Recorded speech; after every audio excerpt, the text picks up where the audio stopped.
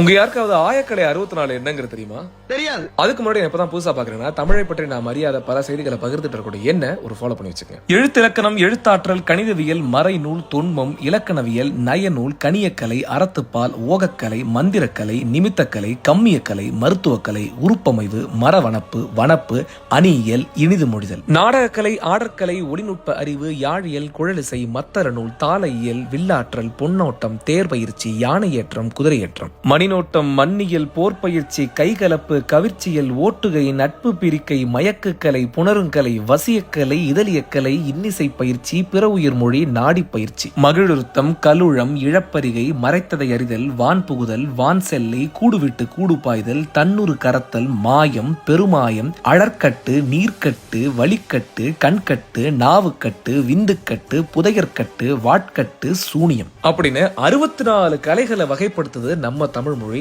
அதுதான் ஆயக்கலை 64. நமக்கு தெரிஞ்ச அந்த பாட்டு, டான்ஸ், ஓவியம் இந்த மாதிரி தான். ஆனா இதை தாண்டி எத்தனை விதமான கலைகளை நம்ம தமிழ் மொழி வகைப்படுத்துதுன்னு பாருங்க. இந்த காணொலியை கண்டிப்பா உங்க நண்பர்களுக்கு பகிருங்க. தமிழை சொல்லிக் கொடுங்க.